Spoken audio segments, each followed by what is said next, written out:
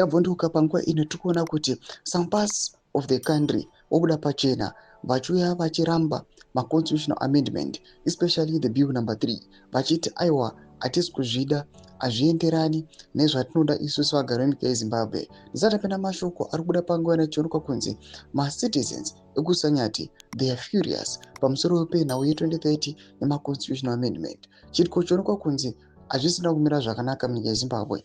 Don't subscribe or like on the bell icon. Majara Jaros anobuda achiposta a section of the newspaper panapa takamudanyira chiti the people of Sanyatu have demanded that their MP Paulette Kambamura rejects ZANU-PF's push to amend the constitution through constitutional amendment bill number 3.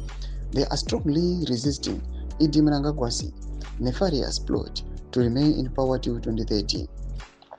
Anobuda achiposta Newsday now dzamudanyira chiti Sanyati residents have urged their member of parliament Paulette Kambamura not to support proposed constitutional amendments that would extend President Emmerson Mnangagwa's tenure by 2 years, keeping him in office until 2030.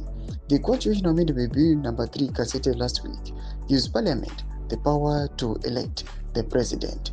Doma developments ari kuda panguva ino ari kuonekwa kunzi aiwa maresidents ekusanyati vari kuzviramba and panguva inoi vari kuuya vachi convince their member of parliament MP Paulette Kambamura vachiti usatombosapota these amendments. Madevelopments aripo muri Zimbabwe ezviri kuitika munyika.